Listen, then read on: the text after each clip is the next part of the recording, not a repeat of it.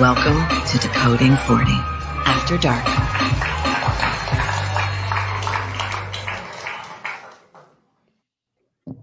Yeah, what's going on, ladies and gentlemen out there? What up? What up? We got Rick chewing on whatever the fuck you chewing on over there. Probably some what is that? Some sort of it's got to be from Whole Foods. Probably organic, like trail mix. Organic nuts. Oh. Yo, the smacking is killing me right now, son. You right, fucking. I'm done. You're killing me right now. Yeah, smackety fucking smacks over there. I'm done. I just had to throw that in my mouth real quick. Pause. I'm trying to give you as many alley-oops as I can in the next couple minutes. Well done. Oh man, so what's going on, everybody? How's everybody doing today? Doing great. In live world. Great. Oh, we got a guest tonight. Yes, we do. Mac, you gonna introduce the gentleman?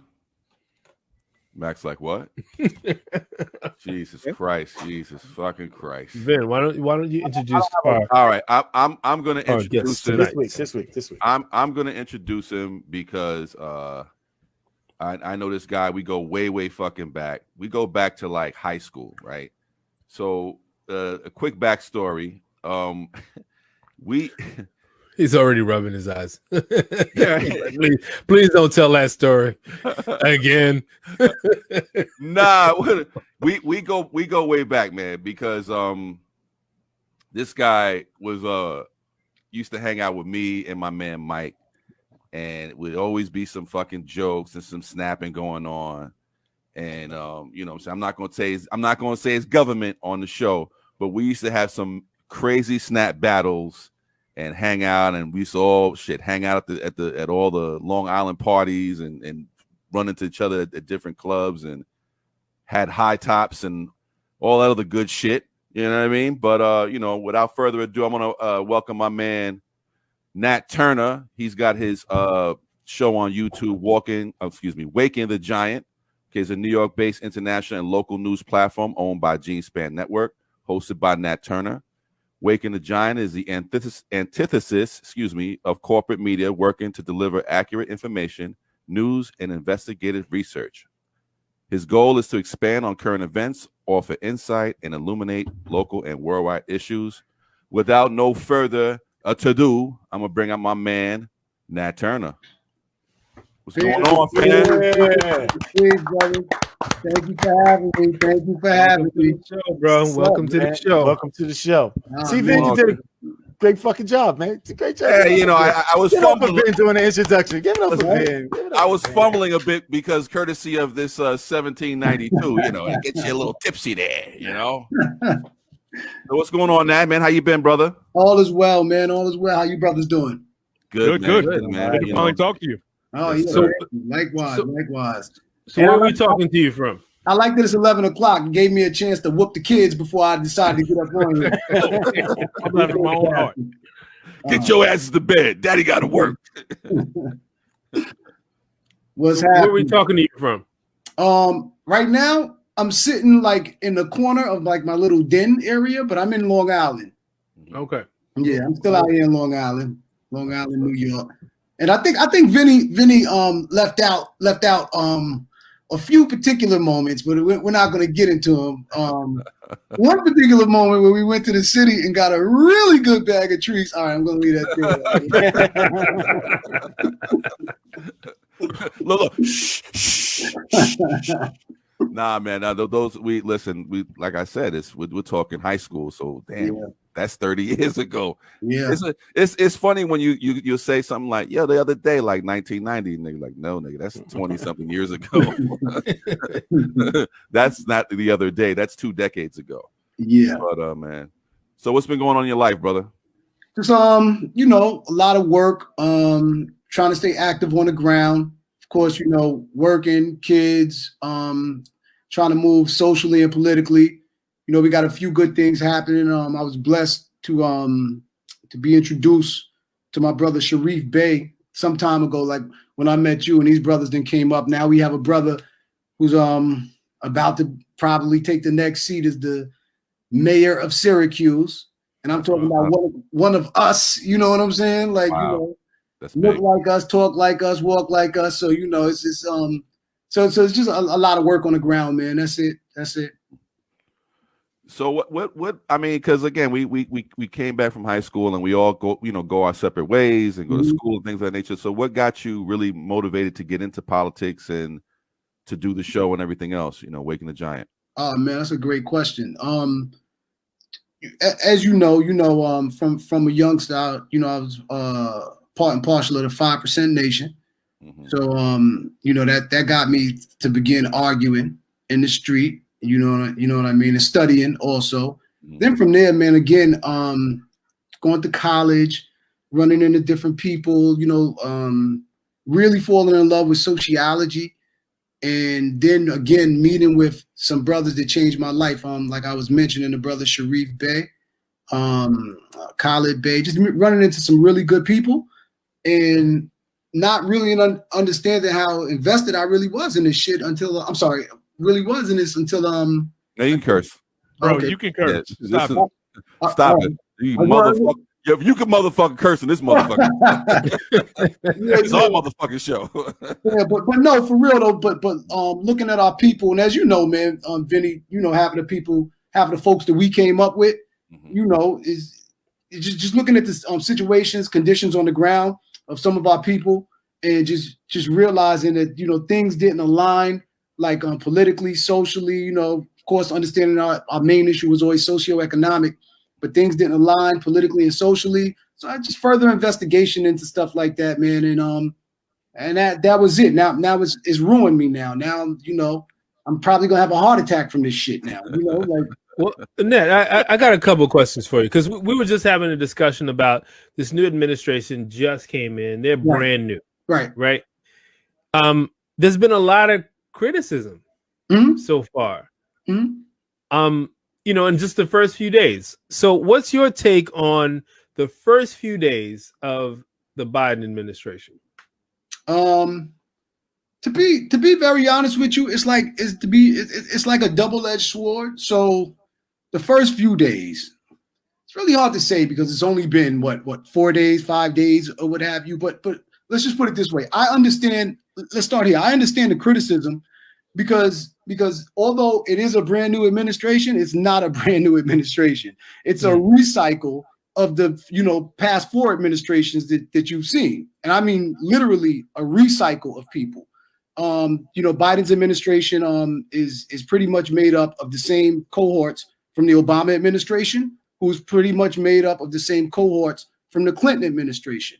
Now, we all know that if a group of people doesn't get something, I'm going to answer your question. I'm sorry, brother. But if a group of people doesn't get something right the first time, you know, why would we allow these same people to do the same shit again? You know, that's where a lot of people's criticism is really coming from. Like, you know, those who's in the know, I guess those who's in the know, they're familiar with these faces and they're just rotating people. Now, in the first few days, let's be honest, though. Let's be honest. In the first few days, between the Paris rejoining the Paris Climate Accord, yeah, that's a plus, right? Like you can't deny that. Shutting down the pipeline, the energy transfer partners pipeline, for the what is that? The sand oil, the tar sand oils. That's a plus. Him actually putting Deb Haaland, a Native American, inside of the department to run the Department of Interior. That's a huge plus right there. That's huge. That's huge, right? Like so I don't deny none of that right there, right? Oh, and the real shining star, our Boricua brother Miguel Cordona, is the Secretary of Education, right? Like here's a Boricua brother from Connecticut who actually took critical race theory. I don't know if people are familiar with that, but it's the most cogent argument on racism that I've ever read, and the most people who ever read it has ever read. Like it gets right down to it. And he's actually matriculated that into the school system, not just as an elective, but as like a core curriculum. And he got in a lot of trouble for that up in Connecticut. So to take a person like him and place him as the Secretary of Education, I thought that was a pretty bold move. I thought that was a pretty good move. Now let's get to the other shit. Right. So to Alaric's point, though, a lot of the criticism that I've seen has been from Black folk who think, and here's a specific criticism that I've heard. Oh, your boy went and reversed the immigration stance, but he ain't do nothing for you Black folks. You Black folks are still getting taken. So what I'm trying to understand is, what is it that Black folks or these critics, what did they expect to happen through executive order, or what do you think he could have done to at least assuage some of that criticism for Black folks? That's an excellent question. Before I get to that, I just want to say this: the other side of what I was saying with regard to cabinet appointments is, you do have a Michelle Flourney, who's a sociopath. You do have a Lloyd Austin, although it looks good as Secretary of Defense, but a board member of Raytheon Technology, which is a goddamn defense contractor, whose job is to make weapons to kill people. You do have John Kerry. I don't know why he's playing the climate role. Like, this dude, his whole billionaire fortune is based on fossil fuels. So you have to look at all of that as well. You can't just overlook that. Neera Tanden, to run the Office of Management and Budget, this is the same chick who got caught on an email saying as rationale for the war in Libya, which created slave states, by the way, a slave market, an open slave market, and you all are aware of that. It's created an open slave market that nobody has ever took any issue with. But nevertheless, Neera Tanden, who got caught up on an email saying that we have a deficit and they have oil, and that was her rationale for going to war. Now, to your question, because I just wanted to make sure that we get both sides of what Biden was putting in to order. Right. Okay? And there's a few more, but nevertheless, to your question though, what's funny? I posed that same criticism, but from I skewed it a little differently, because what I was talking about was quid pro quo. Okay. A tool that's been part of our politics for the last 100 years, right? Quid pro quo. That means you do something for me, I do something for you, right? Mm-hmm. That's how we see it work in the Jewish community. It's how we see it work in the Asian community. It's how it works in every other community. So what happens is, when you have Black people that show up and show out at a 90%, I think it was 98% for Black women and like maybe 90% for Black men, or just shy of 90%.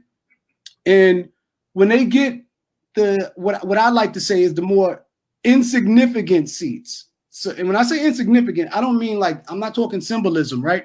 I'm talking about seats that will allow people to help their people on the ground. For example, like I just mentioned, Deb Haaland, that's a major move for Native Americans, major move. That's a real big move. We didn't get that. So, and to be very honest with you, the one place that could have been fair, because you wanted to know what he could have done for Black people, right? One place that would have been fair would have been the U.S. Department of Agriculture. That would have been something that helped Black people on the ground. Not only the Black farmers who sued for billions of dollars, under the Obama administration, when Tom Vilsack was the secretary of the USDA, who subsequently is now the secretary again, the same person who right. brought up on charges of racism. Right. I think that was definitely the wrong move. Misstep. Yeah, that was definitely a misstep. But I can't remember the woman who got caught up in that whole controversy. But Shirley, is it? It was too. They were really advocating for her to take that role. It was too loaded. But too loaded because America would have to admit to so much wrongdoing, and putting her in that role, they couldn't do it. But she fell on the sword. But they should not have put that dude. They should not have put him. I mean, listen. He got caught up 2 administrations ago, right? Yeah. So at that point, we should have just left him alone completely. Exactly. But I think who you're referring to was the one who Jim Clyburn asked Biden to put in office. Yes. And that was Marcia Fudge. Okay. Yes. Marcia, her whole life's work has been agriculture. Yeah. Like that's what she's supposed to do. She came to the public's attention when she made that statement about helping this white farmer. But that's not no, right. No. That's not Fudge. That's not Fudge. That's the sister from Atlanta who I was talking about, and that's how Tom Vilsack got caught with his pants down by firing that sister who you're talking about. Right. And then trying to rehab, because when he fired her, he used some Breitbart video, right? That was edited and loaded up. Yeah, we all saw that video. Right. To make it seem like she was just like unsympathetic towards his white farmer, when it was completely in reverse. When we got to see the whole video, and as you see, Maxine Waters and everybody came to her aid. The sister wound up leaving the job. Remember, she said, "I can't do this anymore." Yeah. And I think as black men who worked a 9 to 5, if you weren't business owners from a baby and if you worked a 9 to 5, I think you could understand the pressure that this sister was putting up with, to the point where she was like, "Yo, my health means more than going back under the auspices of this guy." Right. I have a question. How do you feel about Buttigieg in transportation? What is your thoughts on that? So here's my thing with Buttigieg, period, right? Like, Buttigieg is like one of those apples that fell like really far from the tree. His father is like this dynamic fucking Marxist from Princeton University. He's like a reverend. This dude is like one of the smartest people that I've ever seen like speak, right? One of them. And as you can see, Pete Buttigieg is pretty intelligent. Okay, he's no slouch. This is a savvy mother sucker. All right, like that I don't take away from him. But when you see what's taking place in Indiana under his watch, it's almost like, do you allow your children to go to the park after they left the room dirty? Like, you say, no, you got to clean up that room first, right? Well, his job was to clean up his area in Indiana where he had purview over. And he did a terrible job there in race relations. He did a terrible job there in terms of economically. Mm-hmm. So it's like, why are we rewarding fucked up behavior? Right.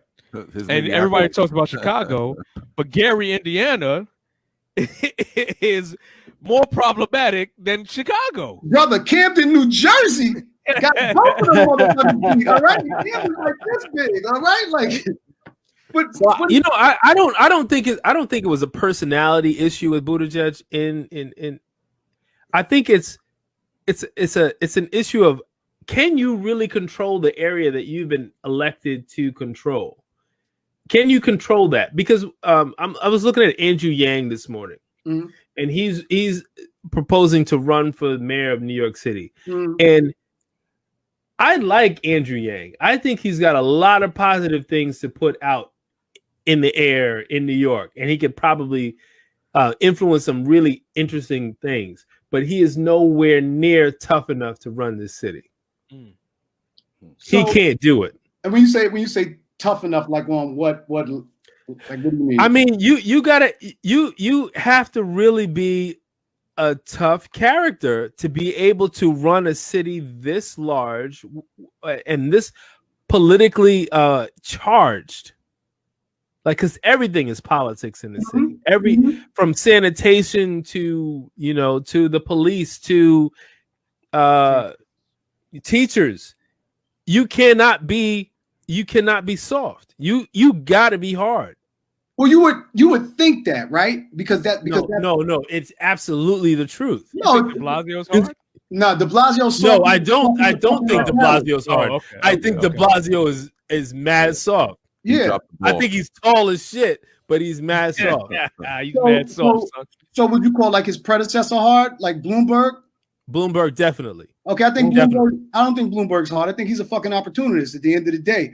And what winds up, I think Bloomberg knew how to run an organization, and that's what he was. That was what he was about. Bloomberg he ran it like a business. He knew how to bend fingers. The motherfucker built himself a third term, and then closed the door behind him. Right. And that's why he's a thug. And that's why that's what I'm saying. He got the laws rewritten just for me, did the third time, and then changed it back.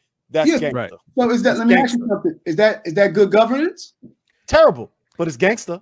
Okay, It's no, gangster. gangster, but is it good governance? Because let me ask you something. I would say Michael Bloomberg was more effective as a mayor than de Blasio. So Yeah, I'd agree with Effective for whom? yeah, I'm gonna say this. Effective for the city as a whole. Mhm. Not to say that all, not as effective for the city as a whole. Yes, I would say Bloomberg was a more effective mayor than de me, Blasio. In what respect, though? In what respect? Yeah, I want to hear that. I think the beacon of de Blasio's, of Bloomberg's entire his entire term was 311. It's an amazing thing where you can call this number 311 and you can reach any department in the city. Why wasn't this done before? But that was coming regardless, because other cities were implementing things like that. We weren't the first ones to have that, and other cities have it since then. And my issue, no other city is New York City. No other city is New York City. So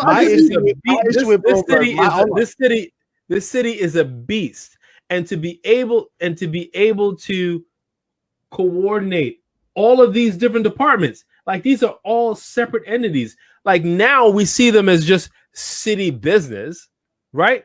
But they are all separate entities. You're talking from transit to Department of Transportation to sanitation, all of these different departments. And now there's a place where you can go to. Yes, and you know what his trade-off was? His trade-off was to leverage his financial acumen against the people and the lower class. Because guess what? The licenses, the fees, everything went up. I remember a parking ticket or a ticket, any ticket, the max ticket. No, not speeding, because they're gonna clown me about my speeding. Parking. I remember you had a problem. Double park. I remember the maximum ticket was $35 to $55. After Bloomberg came in, they crept up to $75, $110, $115, and $150. So the trade-off of all of those wonderful things that you're saying was he amplified the revenue by putting the burden on the lower class. And that is the legacy of Bloomberg. You also have to think about what traffic is like now. You also have to think of what quality of life is like now. Bloomberg, because we do. Wait, hold on. Wait, hold on. Let me finish. Get him, Matt. Hold on. Let me finish. Let's go. I live in Flatbush, Brooklyn, right? And let's talk about it. Motherfuckers would triple park, not double park. Motherfuckers would triple park. 4 vans. Right? Now, at least they'll say, all right, fuck it. I'm not going to triple park. I'll just double park because that triple park ticket is going to be $115. They're not going to do it. Right? So that's what I'm talking about when I talk about quality of life, because we also need to get around, right? We also need to move around the city. So if the penalty for doing something becomes higher, we're less likely to do it, right? So here's my. So that's how I said the quality of life may have been improved just from that. Well, so here it is. You said quality of life, and that's a pretty vague or pretty large statement to make. So when you say so we all look at different areas, right? Now yours was parking tickets. His area was about finance itself. My area would be about people, which is combined with what the gentleman just said about finance. Under Bloomberg, the homeless rate tripled by 3 times. So to me, that's not really like a quality. He gave him bus tickets to Florida. No, you're right. You're right about that. Florida and California. Snowbird there, but that was actually. But you know what that was? That was a buffer. That was a buffer so that it wouldn't be exposed, right? So you get them out of the state. The number doesn't get exposed. Mm-hmm. Also on top of that, under Bloomberg, There was a great deal, and I mean, this is just neoliberal policy. It's not just Bloomberg. It's everyone that's coming in, because this is how the government works now, right? So under Bloomberg, you also seen a good deal of privatization and deregulation. And what happens is under those things, right? Because Bloomberg, if I guess if you want to say he's the ideal mayor for New York, whatever works. But privatization. No, that's what I was saying. I said he was more effective. But you were saying he's ideal for New York. You looked at him like the ideal person as opposed to de Blasio. Yes. Yeah. Okay. Right. So the problem is that Bloomberg just knew what to do with his money. That the next mayor of New York, which is where you were going with this, the next mayor of New York is going to be the same person who has to get in bed with the developers. That's where it starts at the top. If you're not in bed with the real estate and commercial developers in New York, you will not become mayor. That's just how the game works. You have to be able to ration out, support 421A programs, right? Which is where the public, now think about this, under Bloomberg, the 421A program exploded. If you're not familiar with that, is anybody familiar with that, the 421A? No. That's the New York Senate program, and I'm sure my man who just talking finance, he'll be real interested in this one. That's the New York Senate program, whereas the public has to subsidize through tax dollars developers what they want to develop. So, for example, like you see Brooklyn, like you see Manhattan. First of all, don't even play like you ain't see Bed-Stuy. Let's stop acting like we're not seeing what's happening right there. You are taking hold on through the 421A program. You're taking poor people's money to give to developers to build buildings that poor people can't live in. Right. So they're paying to be gentrified out of their neighborhood. Williamsburg, Long Island City, name it. Bushwick, Stuyvesant, East New York, Long Island City. I'm not saying that. I am not saying that government is working in our favor. In anyone's favor, unless you're rich. If you have a lot of money, then I guess it is working in your favor. But tell me how de Blasio did a better job of it. See, here's the thing. You didn't hear me say that. Okay, that's what I'm saying. Anybody would agree to that. No, what I'm saying is that at the very least, Bloomberg was able to advocate for something other than just getting taken advantage of. And I feel like de Blasio just got taken advantage of. So you're probably right. Bloomberg is a developer. So when he went into office, with his cronies and his folks. De Blasio is a borough president who worked his way into there only to be buffeted by the developers.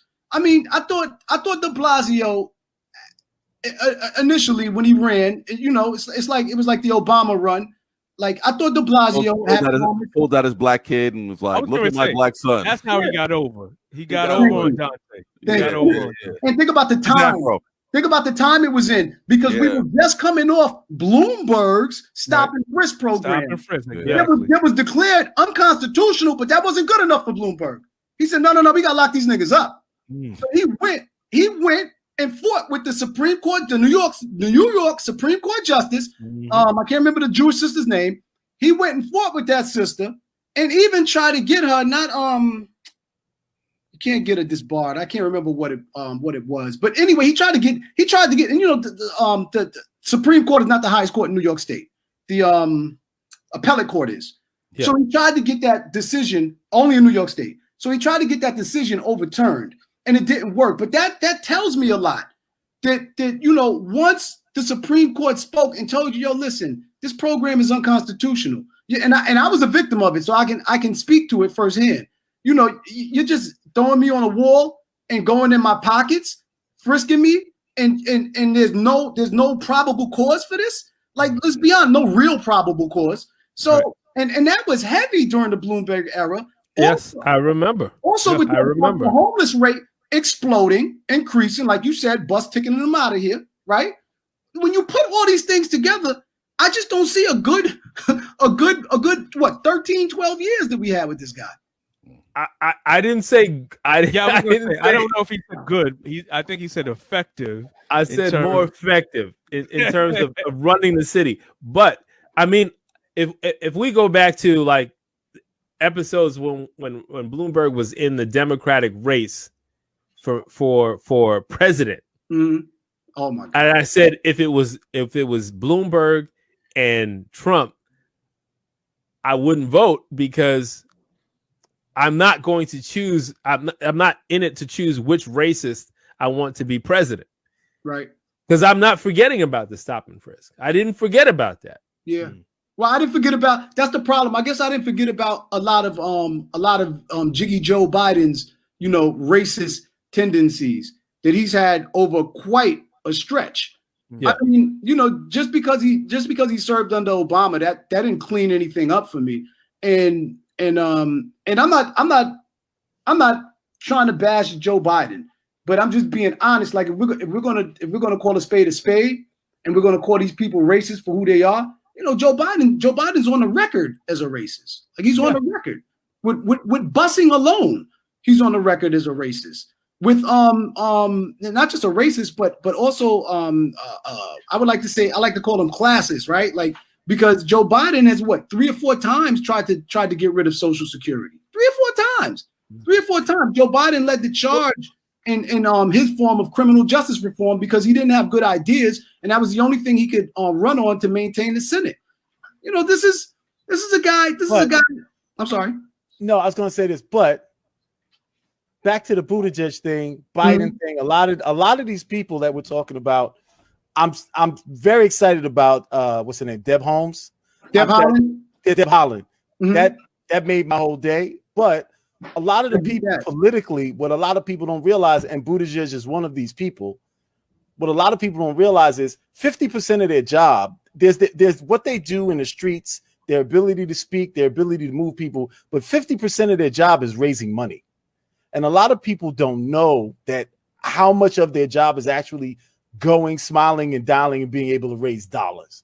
So a lot of these people are in these seats because they're able to pick up the phone and raise money. Buttigieg is one of those guys. Buttigieg raised an enormous amount of money. Same thing with Jamie Harrison. Same thing with a lot of these. Same thing with Stacey Abrams. A lot of these people, even our heroes, they're able to raise money. So part of them being in these seats is their ability to move the financial dial, not just the social dial. So as much as I would love to just lean on the social dial, I understand there's a business component of this political game that we may not be privy to. Jamie Harrison.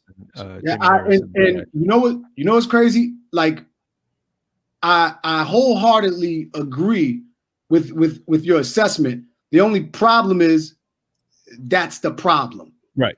Exactly. Citizens United is a fucking problem. Okay. No argument. Money in politics. Listen, because I'm with you on this. Like I'm not this guy. Like I said, I may look at things from the social aspect a lot, but I'm not this guy that's so caught up into that I forget about economic justice. Like, hold on, wait a minute. There's a whole separate component and it's called economics. Because I'm always reflecting on my people. So it's a whole separate component that sometimes we get lost in the whole social idea of things, right? And we don't look at the economic idea of things. Like I always say, this country is built on both of those systems combining. Like, so when you hear people say, oh, I'm no socialist and you don't like socialism, then don't you go drive that car on the fucking road because that road is socialism. Right. Oh, you don't like socialism? Tell your mama to give back that Social Security check that we're paying into right now. Right. You don't like socialism? Don't put your fucking money in the stock market right here where the SEC protects it. Go to an unregulated fucking market if you don't like socialism. Okay? The truth is that capitalism has to combine with socialism. Otherwise, we have fascism. And that socialism without capitalism would only be communism. Like this is what it is. These are so I'm saying what you just said, brother, that there's a whole other side of this that we have to look at and take into consideration, but we have to understand that money in politics is the fucking problem.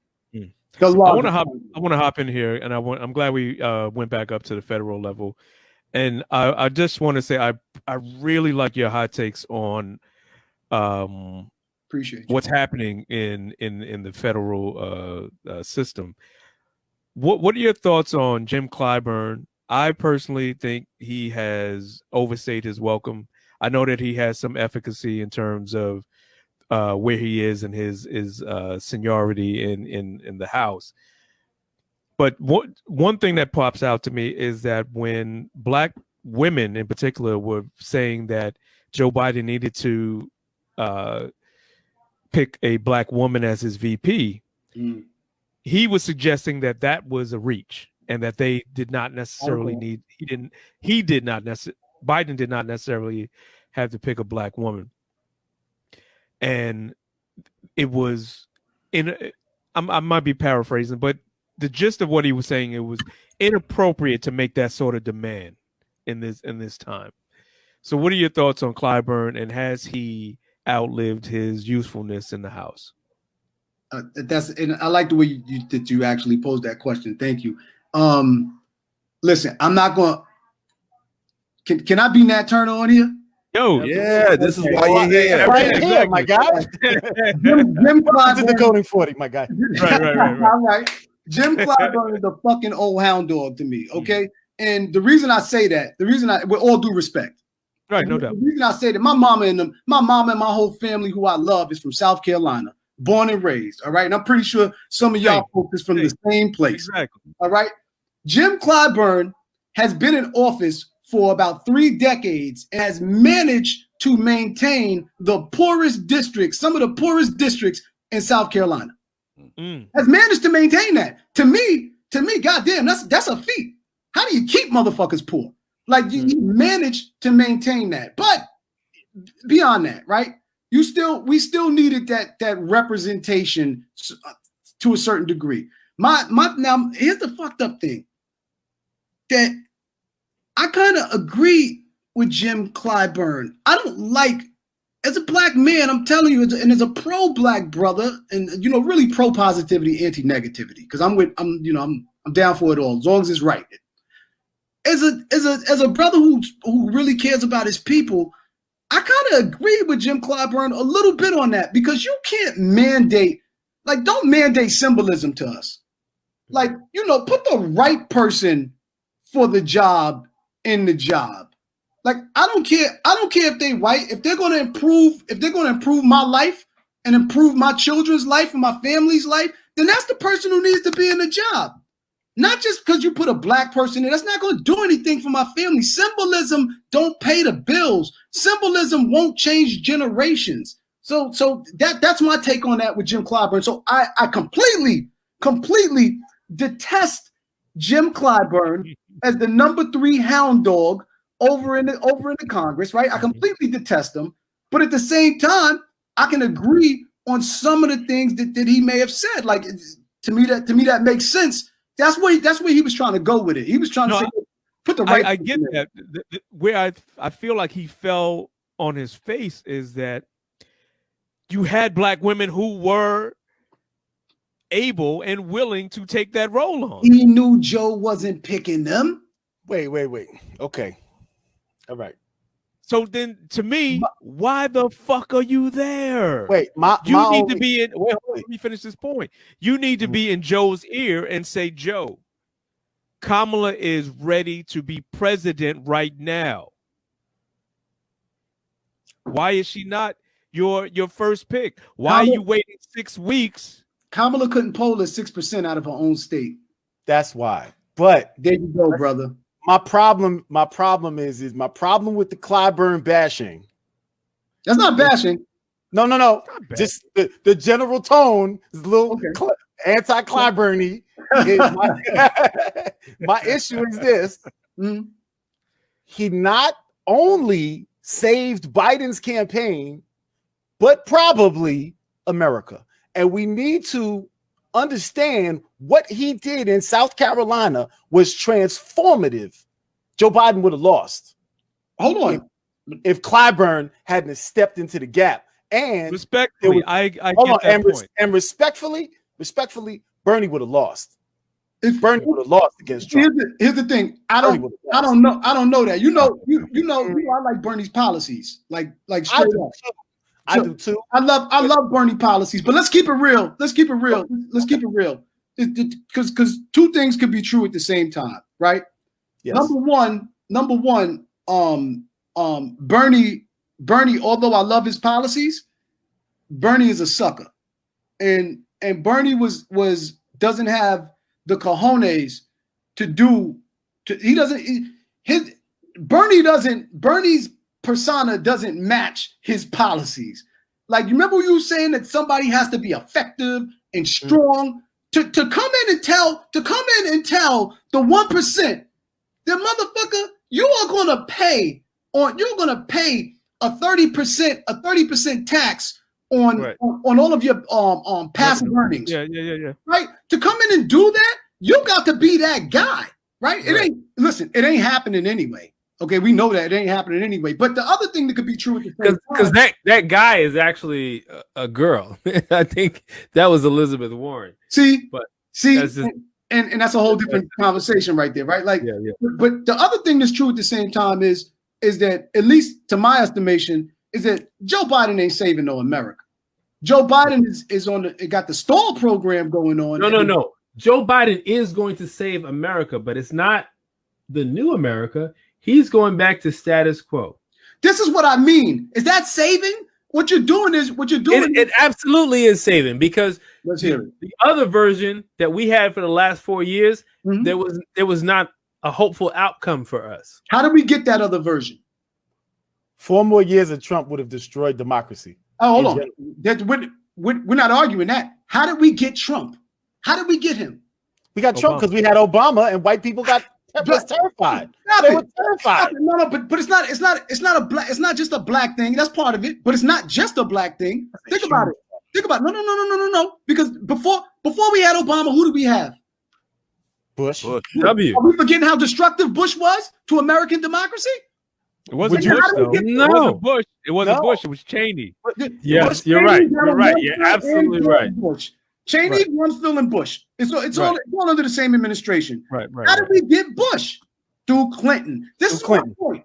This is nothing more than a seesaw. Let's start looking at it for what it really is. It's a seesaw. Yeah, we're going to break up the status quo, which is nothing more than neoliberal policies again. And what's going to happen? You're going to have a more intelligent, more strategic neo-fucking fascist in the next 4 to 8 years. Oh, for facts. That will definitely happen. They've already signed the paperwork to start their own party and get that ball moving. Right. And they're grooming Nikki Haley to be that person. Look at who it can be Nikki Haley versus Kamala. What we had to do with this Biden administration was try to bring this thing back. Just put the to brakes on. Normalcy. Goddamn brakes on. But it's not even normalcy. Because when I'm saying normalcy, I'm like, black people are only here and not rioting and fucking murdering people every day because we believe in the idea that America can be better. Right. 4 more years of Trump would have sealed the deal that this can't get any better. This is going to be fucked up. And why bother? But I don't think nothing's really changed. No. Well, That's too cynical. But what I'm saying is, I don't think nothing's changed from the attitude of the 75 million people who voted for him. I don't give a fuck about those people. No, but here's the thing: moves the pendulum back to the other side. So I agree with what Nat is saying, is that it's going to swing back and forth. It will. But if it doesn't swing, if it keeps swinging to the right, that's more problematic than it having a natural progression of swinging back and forth. Listen, we saw that Trump was willing to send people to the Capitol to storm a building, right? Imagine if he won a second term, where he didn't have to be we reelected. would be on our way to him trying to pull a Bloomberg. Here's the thing. I personally don't agree. I personally don't agree with the fact that, like my man said, that Bernie wouldn't have won. I don't agree with that. But we'll never be able to tell that, right? Because Bernie lost the primaries, and that's a wrap, right? Even though shit looked a little shady. but Bernie lost the primary. The first time it looked real shady. This is both times, but the first time was real shady. The first time was was like, nigga, turn off the lights. It was like a Dominican political election. Like, turn off the lights. Oh, we got a new winner. You know, one of those. Yo, you know what? Real quick, that goes to the point though that Bernie did not have the cojones, and Hillary did. She said, "This is my party. Shut him down." And then, I know, and then lost to an orange clown.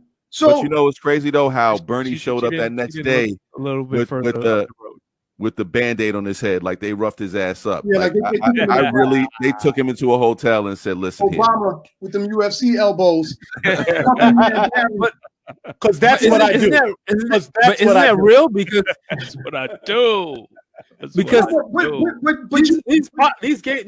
these political games are fucking serious. Yo, but listen, and like people are fucking relentless. They are heartless. I fucking agree with you. What I'm saying is Trump was a failure at what he's trying to do. When you get a fucking Tom Cotton, when you get one of these motherfuckers in there, the next trip, brother, listen, at some point, I just think Trump somehow failed up. No, but listen, Trump was an inept. He's inept, first of all. He's an inept fucking terrorist. So that's just what it is, okay? Yeah. But what I'm saying is, listen, you can't come back with the neoliberal policies of free trade, privatize everything. Once you do that, you just open the door for a greater influx. Like, so for example, what you were just talking about on January 6th, right? Which, by the way, brothers, I don't know about y'all, but I'm gonna speak freely. I enjoyed a little bit of that shit. I enjoyed knowing that Nancy Pelosi had to hide under a table. I enjoyed knowing that motherfuckers went there and said, "Hang Mike Pence." When I seen Lindsey Graham at the airport, they was getting at him. Oh, I loved every minute of it. Because for 1 second, these arrogant fucking pricks got to feel what a poor person feels like. See, a poor person doesn't have a million people running through the Capitol door. What a poor person has is debt running through the door, no food running through the door, no heat running every day. Police state. The wolves who haven't eaten. There you go. The wolves who haven't eaten. Can't find a job. So they were victimized. I said on this story, the only people that were surprised by the behavior of those insurrectionists were other white people, because black people have been the target of this barbarism forever. As long as we've been in this country, we've seen that face. Absolutely. We've seen that half-painted fucking horn bison. Yeah. We've seen that motherfucker. Right. He tried to come through the door and rape our mama, right? Right. We saw that motherfucker. No. Only people who were afraid in that way or surprised were white people. Like, oh shit, they're coming after us. Oh, would you look at this? These guys are crazy. It was white racism. I want to go back for white racism coming after white people. I want to clarify the point that I was making about Kamala. Not that she could have won the presidency. I'm saying that she was prepared, and she has made it very clear. The fact that she won the DA and the AG position is one thing. But I'm just saying she has the credentials and she has the fortitude to be president. You was gonna turn off the white working class by putting Kamala at the top seat. It wasn't gonna vote her in. I understand what you're saying. No, I'm not talking about all the other demographics and the people who might have voted or might not have voted. Mm-hmm. I'm just saying in terms of having the fortitude and the skill set and the necessary experience to run this country. I believe she has it. So when black women stand up and they say, we want you to put a black woman in a VP role, I think they have earned that, especially by delivering Georgia. Mm-hmm. And all the other states, if you're talking about Pennsylvania and what was the other one, Nevada and Arizona. So I think that there's an expectancy, mm-hmm. and I feel like there's a shift that from now on, if I deliver for you, you better deliver for me. No, black women carry the Democratic Party. Let's be honest about it, man. The Democratic Party wouldn't exist if it wasn't for black women. Absolutely, but I think there's truth to the narrative that says that black people have gone along with the Democratic Party and have not gotten anything in return. Absolutely. So now, if there is a demand on the table, then it has to be reckoned with. It has to be acknowledged and it has to be dealt with. And if it's not, I think then black people really need to reconsider their relationship with the Democratic Party. I think we need to reconsider that. I think that's where we are now. Right. Yeah, Exactly. Right. Exactly. We need to stop watching white crowds, start up their own social media network and start up their own political parties. Why aren't we doing this? Why aren't we starting our own political party? We need our own party. Like that's without a doubt. It's about interest. I don't mean, does it necessarily have to be exclusively black? No, but it has to be exclusively speaking to black issues. Absolutely. And whatever sympathizers and supporters want to be a part of it, then that's fine. But the problem is we're dealing with, even when we say that, what Democrats do is they offer us this thing called diversity. And again, when you look at Biden's cabinets, outside of Deb Haaland, outside of Cardona, we have and outside of Marcia Fudge, because she did get HUD, right? She didn't even want HUD, but she took HUD. HUD is another good seat that can help us on the ground. Absolutely. And that's like an excellent seat that can help us on the ground if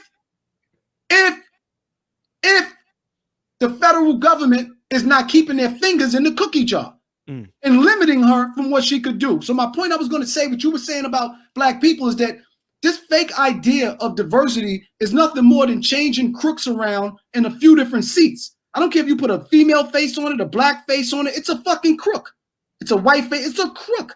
So just changing it around and putting it there. Kamala wasn't the answer. I've always thought when the thing happened on the 6th and people said Kamala has to go down to the DOJ and she has to make sure that she demands an investigation. I'm like, damn right. And then after that, make sure they investigate Kamala's ass. Because why is that? Because of all the things, Kamala has set precedents in her state. It's one thing when you're a DA, right? It's a carceral job, right? Like when you take that job, I'm locking motherfuckers up. Like that. Like that's part of the program.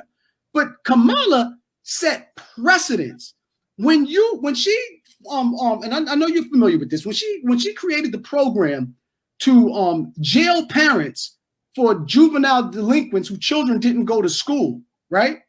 And like actually fostered and created and championed that program. But she never jailed any parents though. Yeah, right? She never jailed any parents. Jailed until after she left. I was going to say, number one, she was the attorney general at that time, so she wasn't jailing anybody. Right. But it was her policy that she championed that sent 2 black women to jail, one of which has still not gotten her life together. I'm just telling you. But here's the question: did that policy help more people? No. Than it hurt? No. Well, no, you can't say that. You can't say that because what that policy did was it had agencies go into homes and figure out why these children weren't going into schools. Why these children weren't going to school. So it wasn't just about jailing parents. It was also about motivating the social workers to get into these homes and figure out why these kids weren't going to school. So we have to look at also, did this policy help more kids get back into schools? Did it help more kids or help more parents figure out how they can help their children get back to school? Because a lot of times when these kids weren't showing up to school, it was for some other fucked up reason where they were homeless. They're living in a car. Parents don't know what to do, don't know how to bathe them, don't have any place to go. Did that policy help them? Because if only 2 people got jailed and temporarily out of a state of millions, you got to find out what's on the other side. No. So I was going to just about to say to you, I agree with that. Where we can argue with that is through the statistics.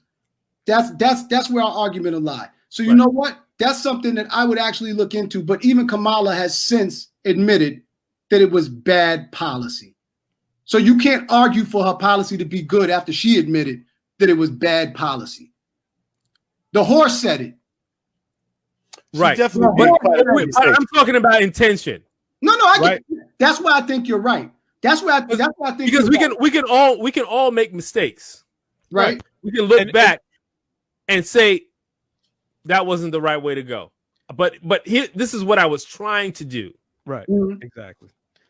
Right, mm-hmm. Because that's the problem with policy is that it might have good intentions, but we all know that good intentions are the path to hell. So I think what she was hoping to do, or whatever that administration was hoping to do, I think the impact, if we're talking about only 2 people have been in prison, mm-hmm. is on prison some level. Or jail. Yeah. That's jail, not prison. I'm sorry. She went. They ain't go to San Quentin or no shit like that. Oh, they just went to jail. Oh, then fuck it. She's cool. No, that's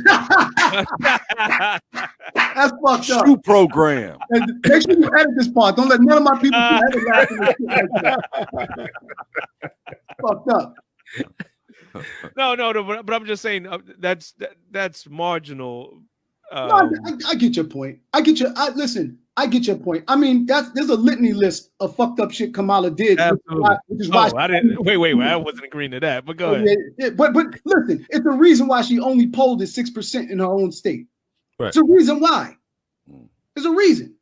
And just like the brother said, what you know, like there's intention behind what she did. We have to look at the other side of it. We have to look at the other side of why she only polled at 6%. In our own state. You know what? I'm gonna look more into that. Yeah, definitely. So, but where we got here was what we were saying. What you were saying was, you're right. Black women hold up the Democratic Party. I think that Black people do need to reconsider their relationship. And listen, it's fine. It's not. You're not saying I'm leaving you and that's it. Right. What you're saying is, let me see what we can do for ourselves. Let's see what's out there. You know what happens? You know what happens when you do that? You get people nervous and you get people to start offering you shit. Then quid pro quo becomes real. Well, I think in order for you to develop a separate party, right? And Malcolm alluded to this in the 60s. Mm-hmm. The white folks, especially now going into the future, if you're talking about them starting their own patriot party, what have you, they're going to be so evenly divided that the Black voting bloc is going to determine who is in the White House or who's in the doghouse, to quote Malcolm. So I think that to get that voting bloc, along with the economics to, get shit done. I forgot I was watching a gentleman talk about it, like shit can't happen without money, and we got to buy our politicians like they buy their politicians.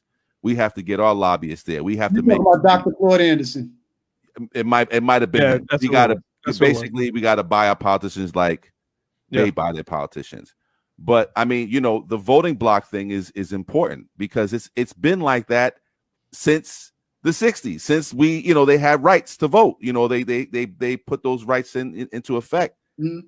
So along with the money, you definitely have to have that voting bloc. And that's what's going to be important, because right now they just come in here, they pander, they put hot sauce in their bag, and they do dumb shit like that. And then we get to what have you done for us lately? And just like it was in the 60s, it is right now where it's, oh, well, we'll get to you at the end of the day. And I think for the first time, we're at a crossroads in our communities where we don't want to wait until the end, nigga. We need our shit right now. Yeah. And Black Lives Matter and all these movements have created this synergy for just that. We are not going to wait anymore. So you have to come pay the piper at this point. So I think that should be the party. I think the party should be Black Lives Matter. Mm-hmm. I don't think so. I think so. Well, let me explain why. I think that at this point, it's a rallying cry, right? But it's a divisive rallying cry. Well, it's divisive for white people. No, it's divisive for black folk. I was gonna say white people actually support it at like 81% or 71 to 81% or some shit. It's like divisive for black folk, particularly for black men, because black men are not included on that platform. Well, I'm not talking specifically about that organization. See, that's because it's much bigger than that now. But that's the problem. It has now superseded that beginning. Some people think that beginning. Well, some people think that, but if you talk about the ADOS movement, or if you talk about the look at the protests that happened in this country. I get it, but it's bigger than what originally began. So let me finish my point. No, I don't want you to finish. I'm just joking. Go ahead. I know you don't want to finish.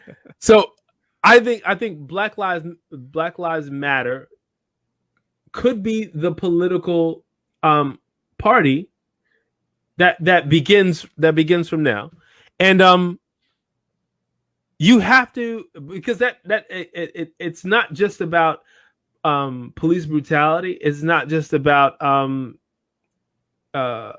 medical apartheid. It's not just about equality in finance and in equity in distribution of resources. It's all of those things. It can encompass all of those things, and that is a rallying cry that can bring in everyone who is. Well, it can't because it specifically omits black men and black fathers. In how? Because if you read their platform, it does not include black men or black fathers. And there's a reason for that. I mean, because it is the people who they're funded by. No, I don't think it's about the funding. It is intent. They, as the organizers, when you talk about Garza and the other two, I can't think of their name, they intentionally want to break down the patriarchal system. So in order to do so, they have to elevate the others who have been otherized. And that is problematic if you want to talk about including black men specifically in this organization. Why is that somehow harmful? No, because number one. How is that harm? We're not going to create well, my question is like, if we're talking about black lives and it doesn't matter who or what you are, how does that minimize our position in bringing someone up to our level? Because that's almost similar to white supremacists saying that if they lose ground or they lose power, or we're equal to their power, they somehow have lost something. But because we actually get stronger as we come together. And anything that wants to intentionally put dividers between us, that's our enemy. What I'm saying to you is that the omission is seen as a divider. And as long as that omission exists, there are going to be a portion of our community that does not embrace their platform. And that omission was not accidental. It wasn't an oversight. It was intentional. And anytime you try to break down the black family or the black father, you lose. Here's the thing. Here's the thing that you're missing. It's not the omission. It's the inclusion. It's the omission.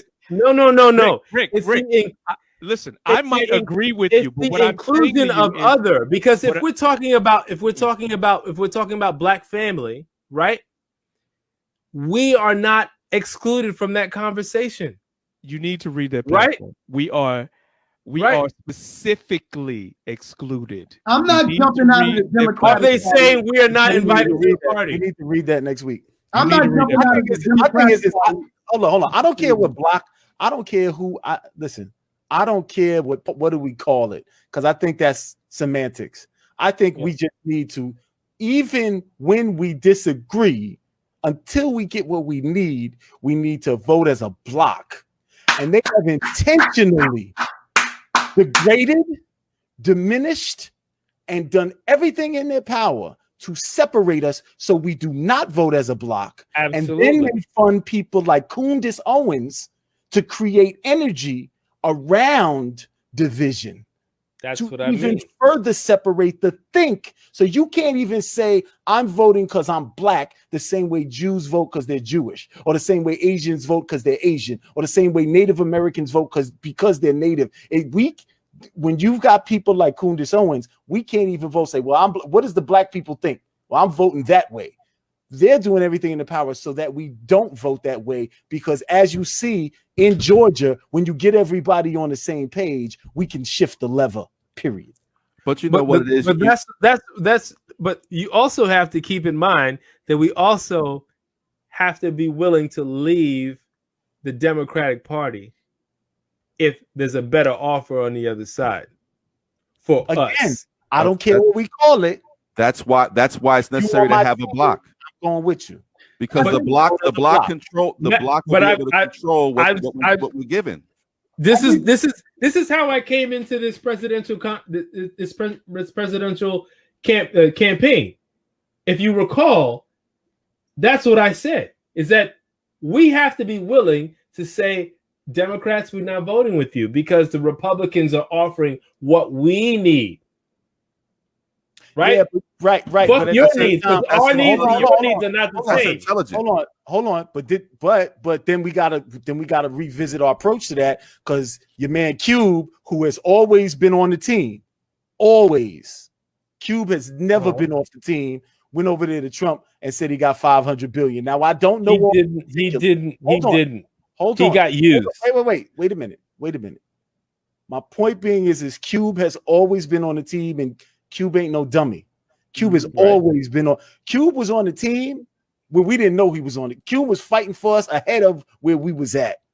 Okay. So Cube to me gets a little more deference than the average rapper going up there talking to Donald Trump. That's not what happened. But that's not what happened, though. So they used him as a photo op. They had no intention.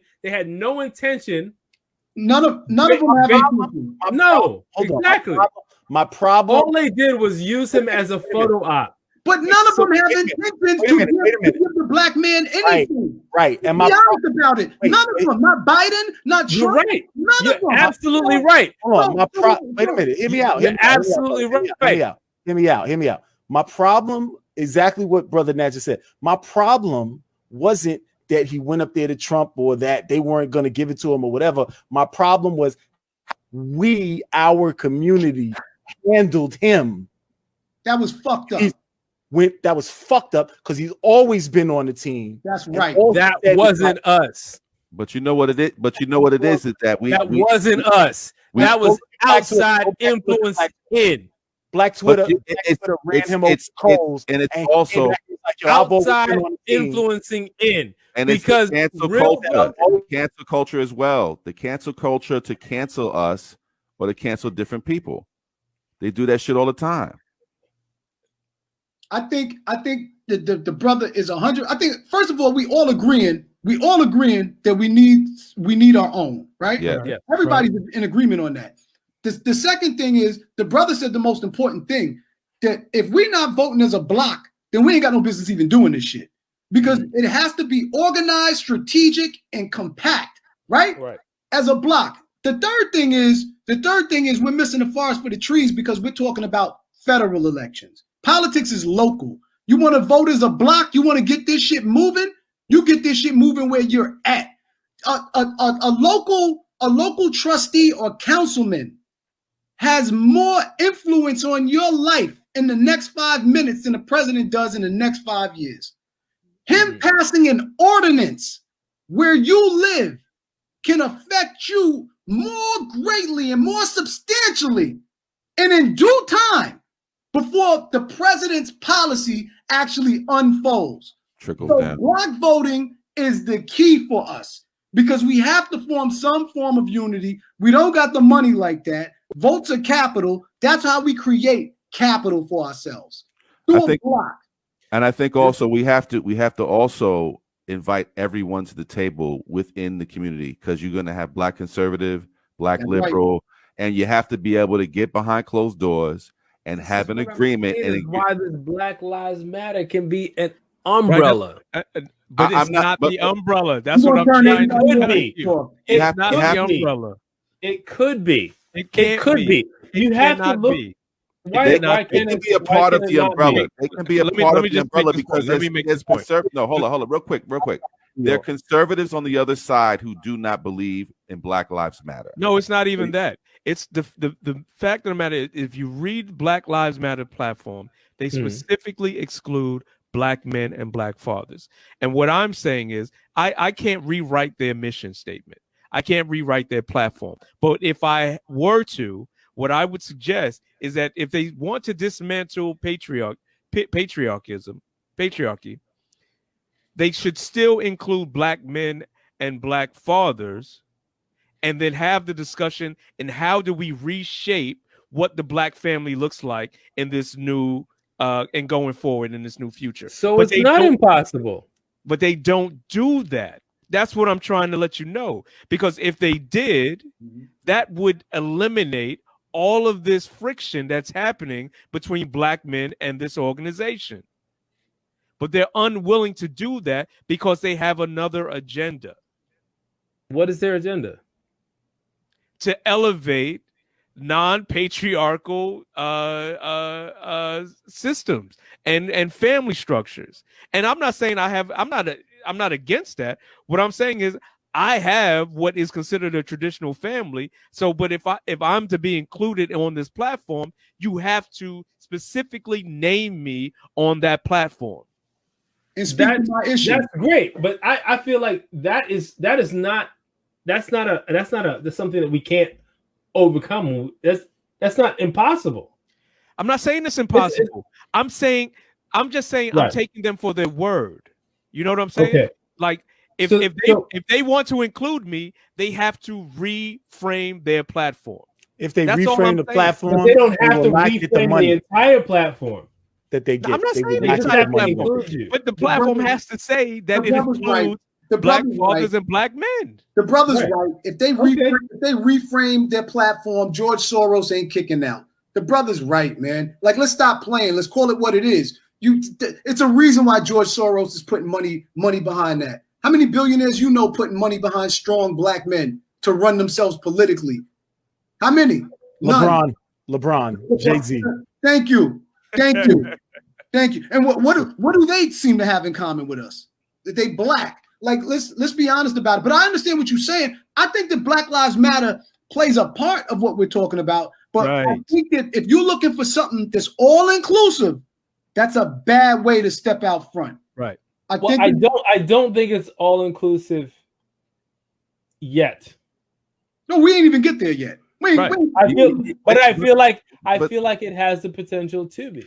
We haven't even sat down and had the conversation at the barbecue in the corner with Black Lives Matter, with the Blacks. Like, you know how you have that little, let me talk to you over here. We haven't even had that conversation with them because they've grown so big so fast. They're not interested in having that conversation. What I know is that that's what we need to realize. What I know is that on the individual level, what it means to say Black Lives Matter, and from East Flatbush to East Oakland, people were marching in the streets, wearing the T-shirts, ready to throw themselves in front of barricades, in front of police vehicles. I saw it. Yeah, but that wasn't Black Lives Matter. That's not organization.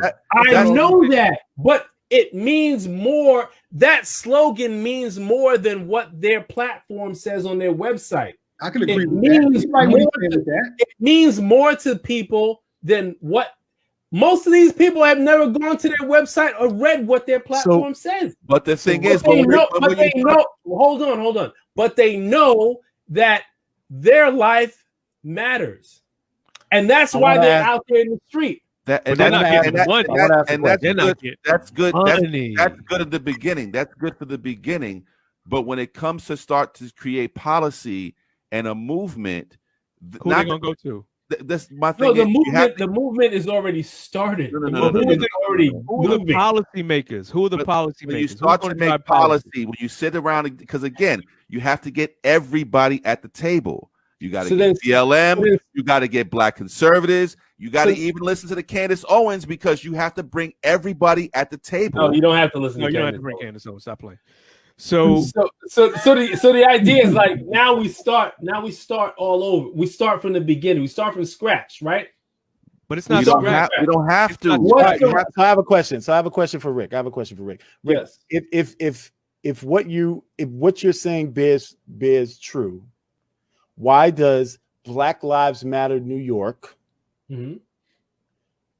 say their policies are in alignment with Black Lives Matter National, but we do not agree with 100% with the goals of Black Lives Matter National? Black Lives Matter New York does not align with their goals because it's run by a man, Hank. What is his name? Hawk.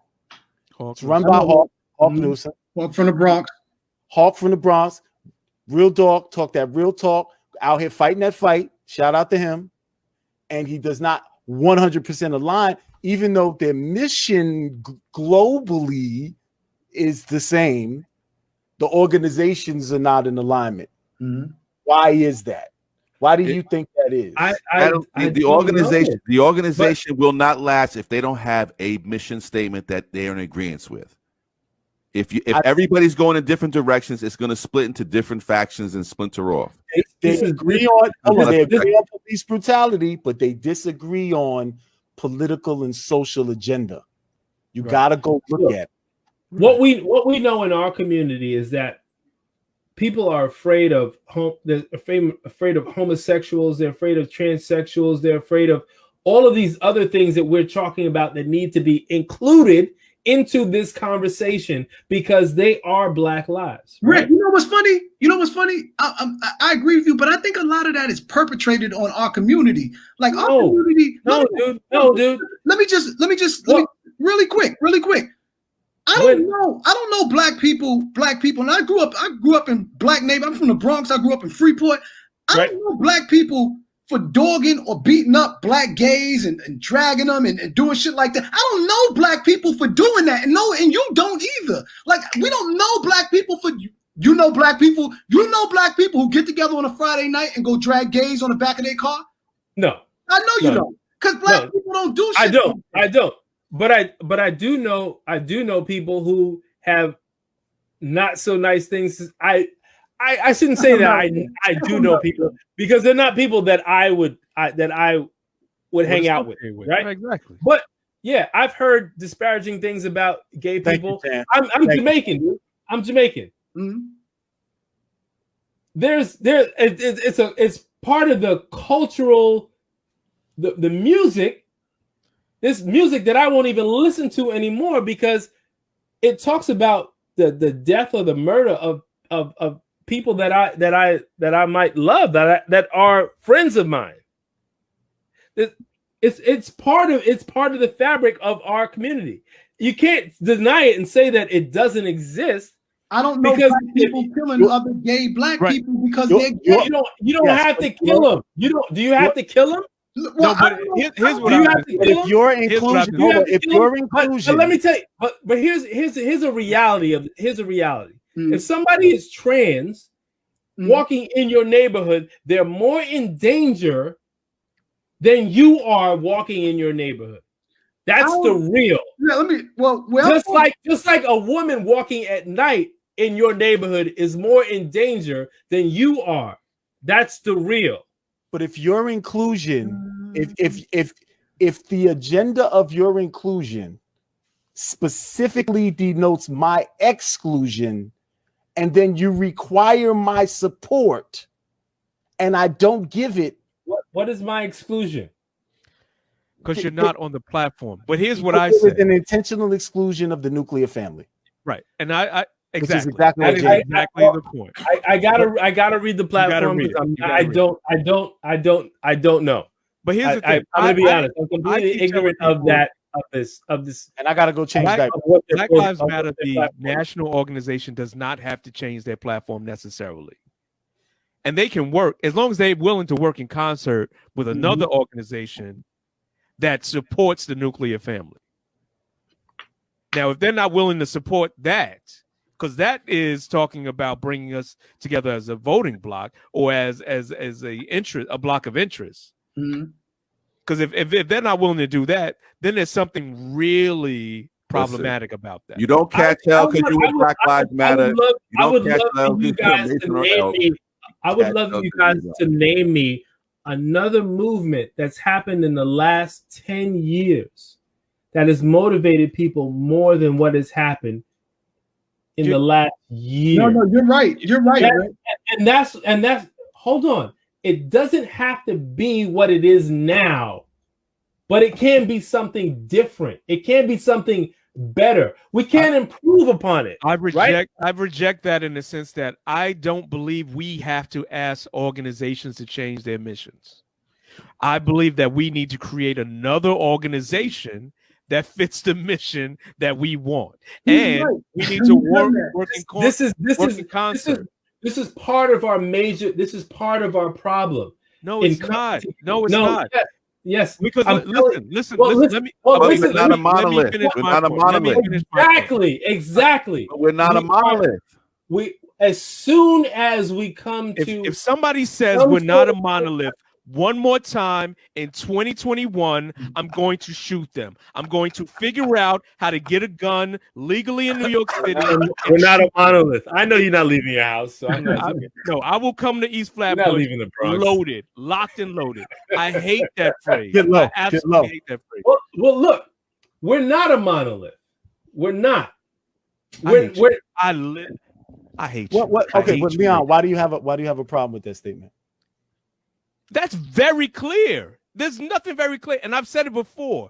Yes, we're not a monolith, but there are certain specific things that we all have in common. We want safe streets. We want jobs. We want housing. We want healthcare. We want elimination of food deserts.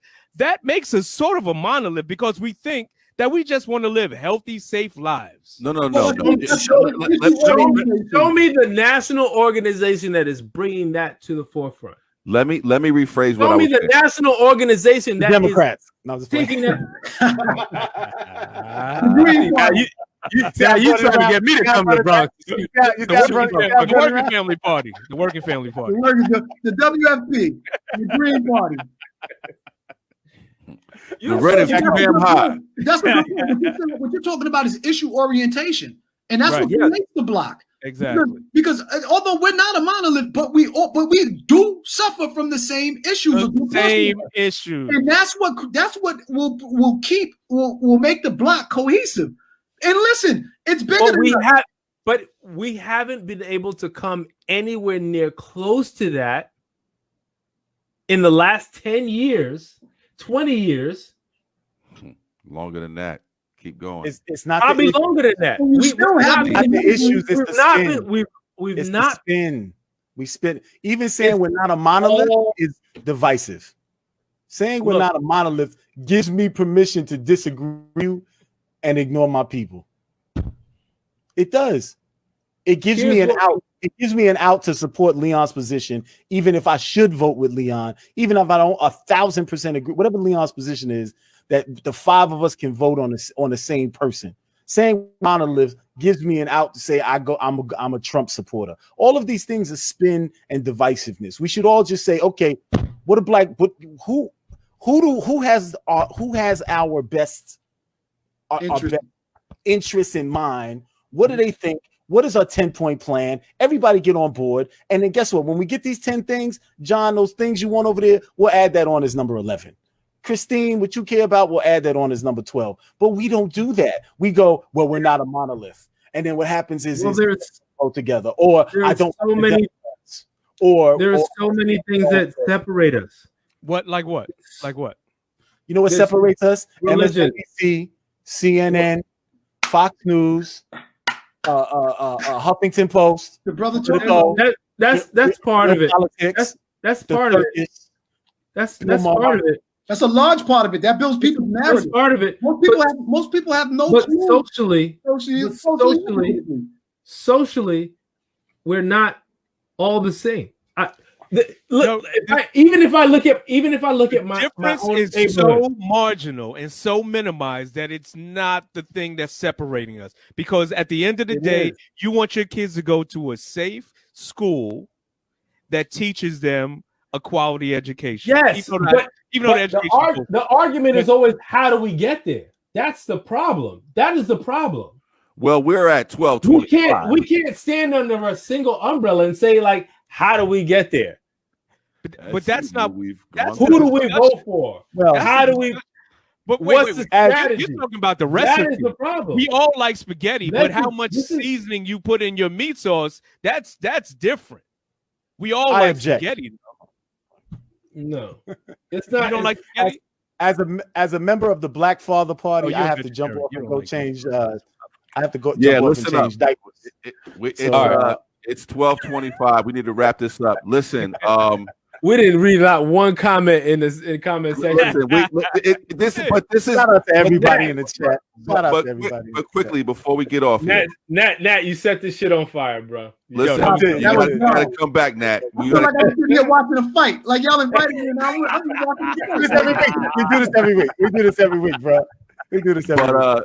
You know, Nat, you're always welcome to come back, man, and we'd love to come on your platform as well, man. Appreciate y'all for this one, man. Appreciate y'all. But before we get out of here, real quick, this is what we're supposed to do. We're supposed to have these conversations, get ideas, and bring it to the table and vote as a block and get what the fuck we want. Because build. And that's that's the key thing, is to build. And it's important that we're doing this on a social platform, but it's important that we have these conversations in the background. So when we come out of that meeting, we don't look crazy, because nobody's going to respect us looking crazy. And, you know, hey, this has been I had just listening and adding to it, and it's been great. And the comments have been going crazy. I'm normally on the comments, but this shit is too interesting. I can't, you know. Shout out to everybody who came in. You know, I'm just gonna start clicking comments. This is it's an eye roll for me. Dan, get out of here. But listen, Nat, once again, it's been a pleasure, brother. Absolutely. Now the gratitude is all mine, brother. Thank you, brother. No, seriously, ever since Ben had introduced the idea of you coming on the show, man, I've been excited to talk to you, and you have not let this moment down, and I appreciate you being on the show, bro. Oh, thank you, brother. You dropped a lot of jewels tonight. Yeah, a lot of things I'm gonna think on based on what you said tonight, and I appreciate your presence, and you know, you blessed us tonight. Yeah, thank you, brother. Thank you. Good fight, man. Likewise, y'all gave me a lot. You gave me a lot to think about. Like, you know what I mean? These are arguments I usually have off camera. You know what I'm saying? With my producers, like, fuck that. We doing this way. And I appreciate that. But listen, real quick, if you haven't seen Waking the Giant, go check it out on YouTube. That's Absolutely. Waking the Giant. Excellent show. And the way I'll describe it is this: if you want to know about the political process and you want it from a layman's point of view, go check out Nat, because he's gonna break it down to you in our speak. It's not gonna be a whole bunch of political words. It's gonna be real talk, and he's gonna make you understand it, and you're gonna learn some shit. So check it out, man. Thank you, brother. Wednesday night, Biden's cabinet. So make sure y'all check it. Wednesday. Seriously, you connect the dots in a way that I really appreciate, and I think a lot of other people will who have not already tuned into you. So keep up with the good work, bro. Thank you, brother. Brother, so that's been another Decoding 40 After Dark, baby. Peace. And we will see y'all another time.